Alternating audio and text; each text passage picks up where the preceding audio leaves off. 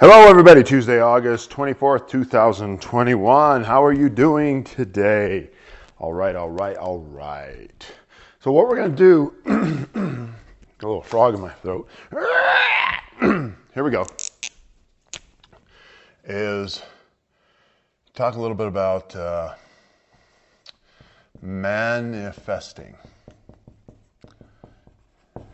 You see, when I come up to this whiteboard, I just write the first word that comes to my mind. I actually don't know what we're really going to talk about. But I'm going to put another word down. We're going to put codes. Okay. And then we're going to put the words calibrating. Okay. So this is a way to look at your relationship. I'll say it that way. Okay. So every morning you're going to get up. You get up and you sit there, and it's good to do this in the morning. It's good to do this in the morning. You're a little bit fresh, the old day's gone, and you're going to sit there and you're going to calibrate. Now, there's a lot of things you want to calibrate to. Just a general sense of well-being so that you're in a positive mood that you can take throughout the day. So the idea is that you do whatever it takes every morning to get yourself in a good mood.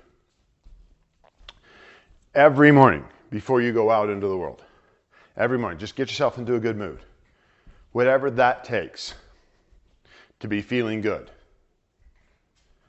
So let me paint a picture for you for what most people are doing in their lives. They get up in the morning and there is a cultural meme that is embedded in our culture, which is, I drag my ass out of bed. I don't talk until I get my coffee, right? Which I actually understand that one. And, it's another day of the grind. It's another day of the grind. Got to get through it. You get through it till you get to the end of the day and you can just zone out and sedate. Then you do it again. And what are you doing? You're living for that weekend. That Friday night when you can go out and have some drinks and Saturday relax, okay? That's the cultural meme that we're all going through, right? Never mind the fact that 90%, maybe 80% of the work that the people who are listening to this, maybe 90% of the work that the people listening to this doing is relatively easy compared to what it was 100 years ago. 200, 300 years ago on the farms, getting up and grind, right? That's grinding. Okay. And think about that, this is another day I got to get through feeling. It's just another day, man, I got to grind through this feeling, I don't do mornings, I'm not, right? Feel that energy of the morning. Now think if you just do that every morning for a year. Start your day off with, Start your day off with, Start your day off with, Keep compounding that. I mean, intuitively and or just commonsensically, does that sound like a good idea?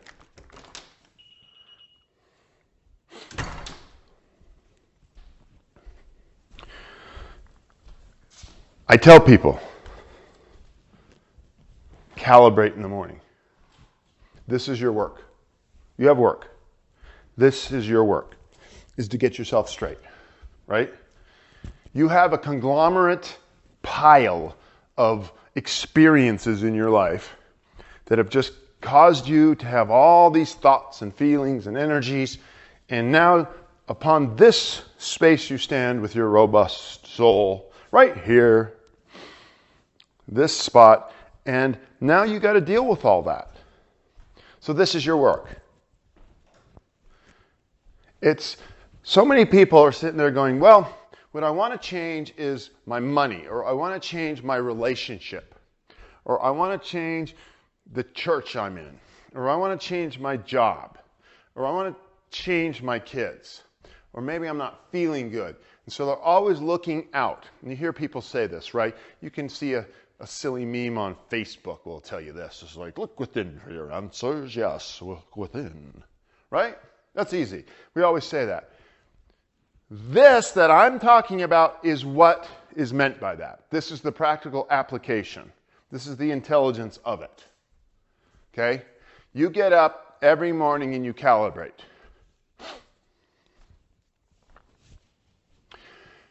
You don't leave your house until you feel good. You don't get going until you feel good. Period. This is your work. You sit there, well, I have a job, that's my work. That's not your work. That's just something you're doing for some money. This is your work. The work of your life is to get yourself in order. And the way to do it is to start every single morning and calibrate. Every single morning. And depending on where you are in the scale of great to crappy, it's going to take some work. If you're down on the bottom of the scale every morning, you're going to have to work harder. You're going to have to calibrate every morning.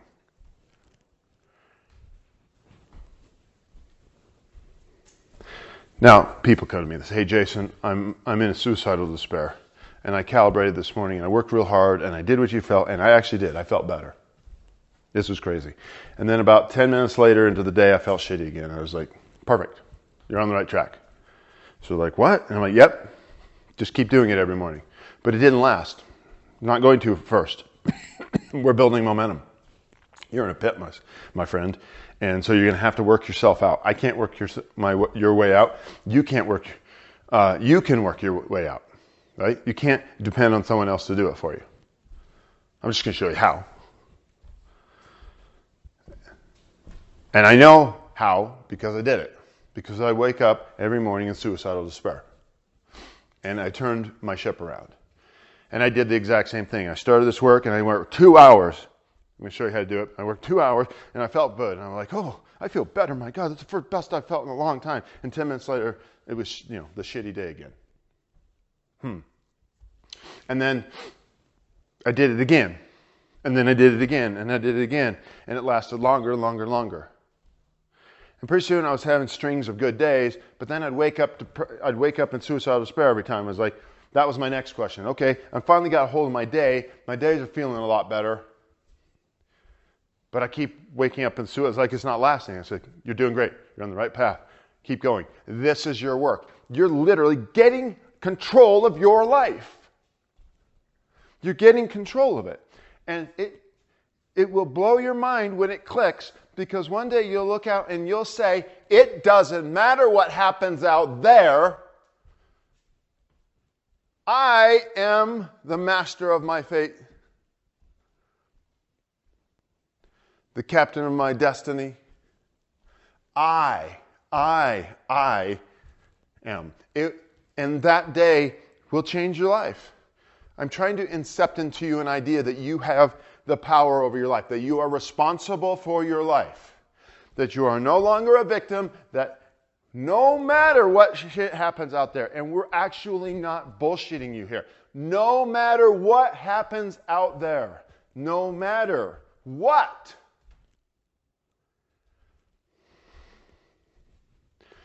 you're in control of your life and you can feel good and happy. And that is such good news. It's the good news. It's like the good news, right? People sometimes say, the good news is the gospel of Jesus Christ. I've heard that said. I don't know what better news there is actually than that you are in control of your life. That you can feel better. You can feel better.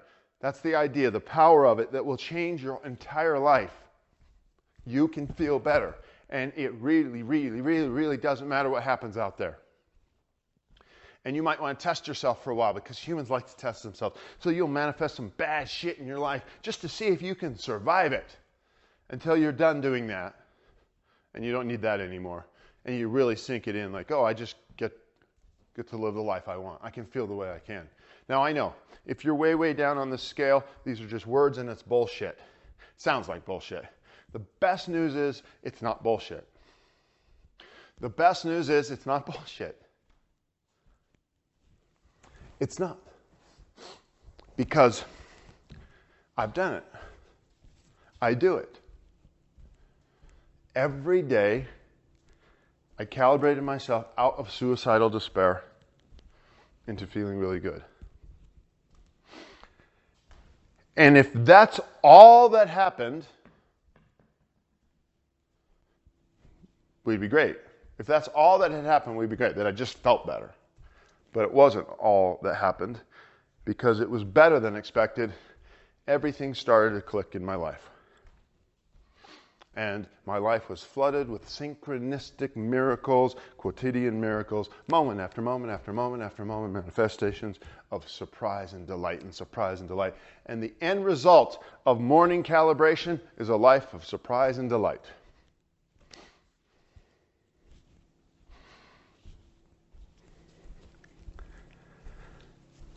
This is your work. Do you want a life of surprise and delight? No matter how deeply in the shitty pit you may be, you probably would admit, well, I want that. You might not believe you can have it. That's fine. I don't care about that. That belief is useless, but you can have it if you want. But you'll admit, yeah, I want a life of surprise and delight. Of course I do. I want to be happy. Everybody does. Might not believe I can be, but sure, I'll give it to you, Jason. I want to be happy. Fine. Whatever. But I'm saying, boom, you can be. Right? Now, here's the interesting thing. Everyone else out there is telling you how to make money, how to have a better body, how to have better sex, how to have better relationships, friendships, healing this, healing that, getting this, getting the car in your garage, getting the lover in your bed, getting the money in your bank account. And that's all great, because we're here to have these things, to have physical experiences. We are not monks in a cave who are going to meditate for the next 30 years and go to nirvana and go, I've achieved it. I've achieved nothingness. And I could just come up behind you all right now and put a gun to your head and blow your fucking heads off. And that might sound harsh, but I'm trying to make a point, so stay with me. And you would be at the same space that guy is 330 years from now in a cave when he finally reaches nirvana. This is my way. This is my intense way of telling you to live today. Live right now. Because what will you have to show for yourself, your life, at the end of 30 years? You'll always say, I'm at peace. I've got nirvana. Whoa! You're just going to get that when you die. So why not just do the work you have today and calibrate and have a surprising and delightful life? I mean, obviously, I guess the guy in the cave is saying, I don't want a surprising and delightful life. I want to be dead. But I want to be dead while I'm alive. In a state of nothingness here. You know, there's a famous story by a famous monk. And his name is Thich Nhat Hanh. He's a Vietnamese monk. It's a great story. I don't know if he's still alive, but he had a monastery in France called Plum Village. But he was from Vietnam, and he had this great revelation.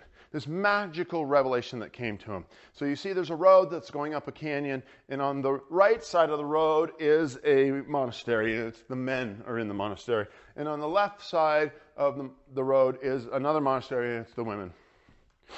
And there's a war going on. It's called the Vietnam War. And the monks go and they say, let us go to our monasteries, and we will pray for peace. We're going to pray for peace. And the ladies were praying for peace, and the gentlemen were praying for peace, and they did this for months on end, pray for peace.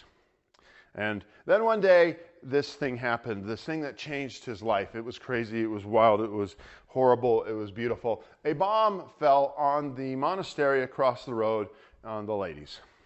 So, boom, fire, death, ladies screaming around, just a total massacre. Thich Nhat Hanh and his fellow monks, finally wake up out of their somnolence. We've been praying for peace. And we run across the street and we're helping. There's those fires. We're getting people out of the wreckage. And Thich Nhat Hanh is saying to himself, boom, something happens. Something happens to me. Why am I sitting in a monastery praying for peace? And so this isn't working. So He discovered in himself the knowledge for him that his life was to be active, that he was to bring peace to the world. Peace is every step. It's one of his books. It's the first book of his I ever read. Peace is every step. Peace is not every cushion under your ass or meditation quiet. Peace is every step out into the world. Peace is every step. Every step, every step, every step. Get out into the world. If you're listening to this, you, and for you who are here right now, I can tell you, because I know you guys and I know the energy of the people out there, that you're not meant to go to a cave and withdraw from the world. That's not, you're not manifesting that in your world. Some people, that's their destiny, that's fine. You would want to talk to someone totally different from me. You talk to me, I will mess that plan up. I'm the wrong person for you. But if you want to live your life in surprise and delight, peace and excitement is every step. So Thich Nhat Hanh wrote a book called Peace is Every Step. And of course, his focus of his life is peace. That is this karmic projection and gift to the world. Mine might be peace and excitement every step. Peace and excitement every step. Peace and adventure every step. Peace and surprise every step. Peace and delight every step. I like the peace part, though. Okay, have I convinced you? I'm incepting an idea, a virus into your head that will take hold of your life. You are responsible for your life and that you can have a great life. And no matter how deep in the pit you are, or no matter where you are, this idea takes hold and something changes in your life. It takes hold. This idea took hold of me. I am responsible. I can change my life. I can live. I can be the master of my life, the captain of my destiny. I can do it. I can create a life of surprise and delight. I can do it. It can be done. It can be done. Holy shit. When that idea takes hold in your mind and it becomes an utter burning obsession, you'll be on your way. The days of victimhood will be over, and you'll come to the day when nothing out there can hurt you. And then you'll come to the day when you don't even need things to hurt you to prove that you're unhurtable. Nothing out there will hurt you, because you're going to live a life of surprise and delight. And I just say to you, what else? Why else do anything else? Now, the obvious answer of why else is that it's fun to do whole bunches of other things and do other things. This is just my wheelhouse. This is my fun house. This is the world I live in. And so I've brought you into my world because you obviously are resonating with it. So you're somewhere along the path of thinking. See, if you're here listening to me right now, you're somewhere along the path of thinking you want to change your life. You want things to be better.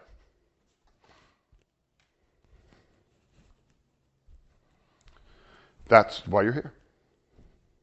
The meta, the bigger picture, is your character that you're playing, the personality that you've come into and that you're playing with, has decided in its story, the typed arc story movie of your life, that I want something more, something better. And the version of that better for you is you're going to co-create it with the universe. So you're going to take responsibility for your life, the bad, and then you're going to co-create the good. Okay. You know why you're here. Let's talk about how to calibrate, and we'll do it real quick. So every morning you're going to line up, and I suggest you do it with some meditation, and I can give you a lot of those. And let's just talk about positive energy. So the first thing that we can talk about is clearing and then filling. Okay? So every morning the process of calibration is clear. Get shit clear. You do that by meditating. You do that by waking up. Hopefully the burdens of the previous day are a little bit muted. You do a little meditation, you get clear, you come into the now.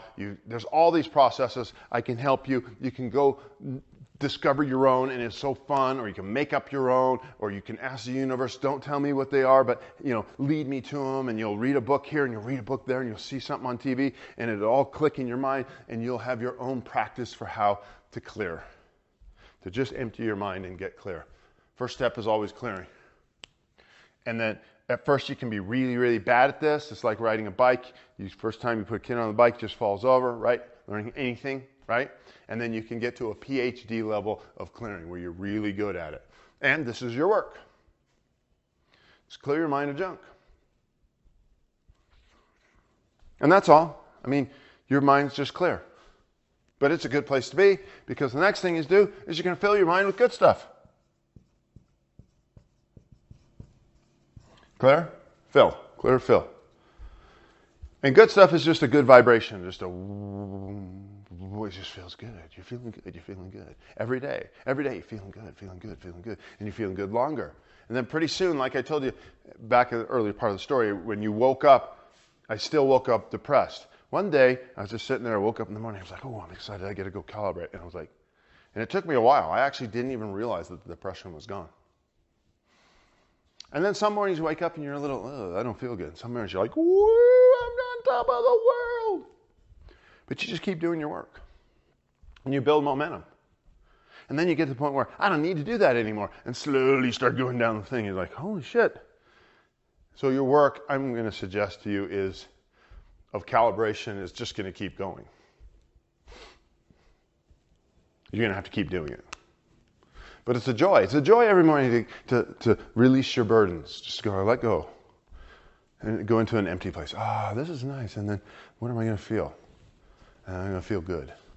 And so here's what we're going to talk about real quick. So you're sitting in the filler stage, and you're going to write down something. I feel good. And part of the technologies that we learn is that writing helps it because it focuses you, and you write the word I feel good. And then you sit there and you go, but I don't feel good. Okay, this is what I'm teaching you today. So what you do in that moment is you write I feel good, is that you search for the code of feeling good. And that is a feeling in your imagination, past, present, future, somewhere out there, somewhere in your body of good feeling. And it's the code for good feeling. And what you do is you kind of sit there. This gets a little esoteric, but once you do it and it clicks, you'll know what I'm talking about. You'll just sit there and you scan around your surroundings in your body, and you're looking using your imagination. Do you remember feeling good once? That's a good way to do it. And you go until you find the code. And this is a prayer that will almost always be answered. If you're truly in a cycle of craziness, it can be like if you're having the super worst day of all days. At that moment, it can be hard to get the code, and it might not be answered for you at that moment. But if you wait a little while, you can just ask and say, universe, God, Jesus, Brahman, Allah, can I have the code for happiness? And you will feel it. You'll sense it. I promise you'll sense it. We'll all go through it. You'll sense it, and you go. And every one of you, before you leave this room, you'll have sensed the code for good. I feel good. Just as simple and general. I feel good. And you go, there's the code for goodness. I feel good. Okay, so you write it down, and even if you don't feel it, that's okay. Find the code.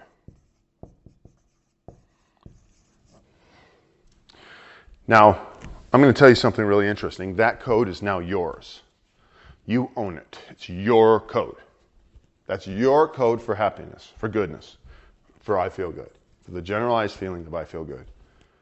Boom. That's yours.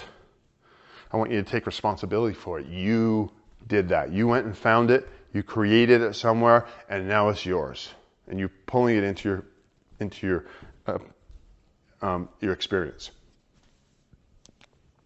So then write that word again, but feel the code first. So I feel good. I feel good. Now you've written it again, but this time you did it feeling the code. And you say, well, I don't feel good now. That's fine. You just imagine feeling good in the future, or imagine feeling good in the past, or another time. Just you imagine this code. And once you do this enough, you're going to realize that these codes are real things. They're real things. They actually exist. There is a code in the dream, in the world, in this appearing extravaganza that says, goodness, I feel good. Boom, and you get there and you go, holy shit, that's real. There's a real code, and that's my code. You go, there is a real code. Aha, enlightenment. There is a real code for goodness. You'll go, wow, that's crazy. There really is a code. And then second epiphany, which will, it just boom in your world. That's my code. That's my code. You just claim it. And you write it down. You claim it by feeling it. I feel the code. There it is. I see it. I feel it. I feel good. Then you feel it. That's your claim for the code. You feeling it now.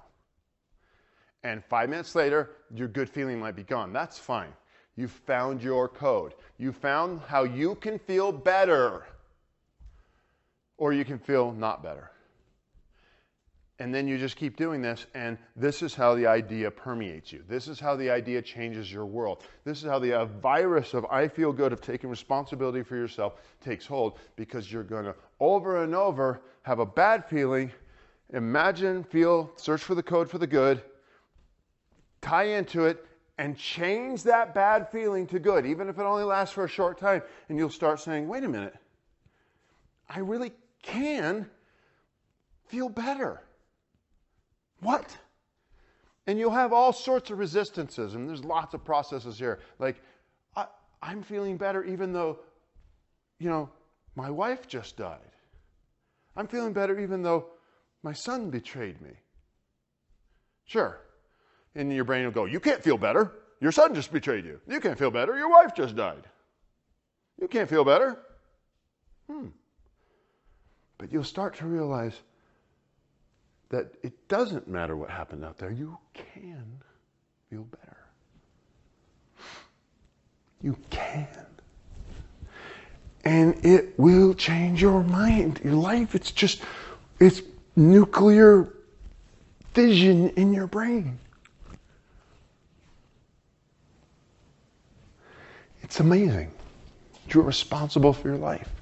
And you just do this process every morning.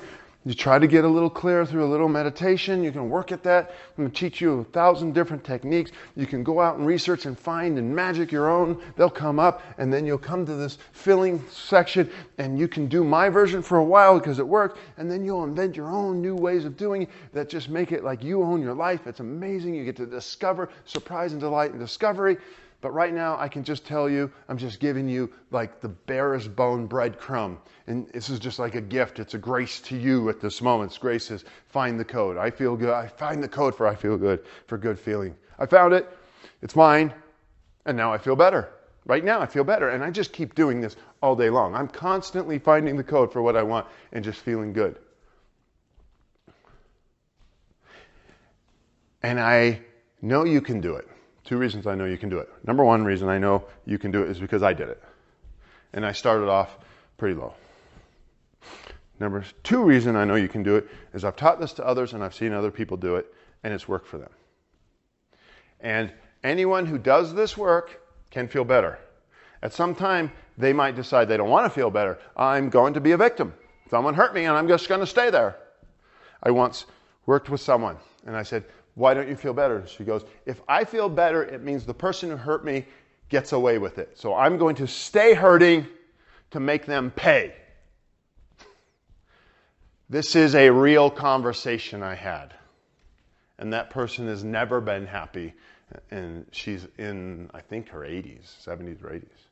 She just decided that the idea that someone incepted in her mind, her virus, wasn't so good a virus. Her virus was, as long as I'm miserable because that guy hurt me, that guy must pay for it. That was the virus that someone put in her head, or she put in herself. And I tried to give her a new virus, is that feeling better means forgiving him, moving on, and calibrating every day. And she just said, I don't want to do that. Thank you very much. Namaste. Okay. So we'll wrap it up. Well, let's ask. Do we have any questions?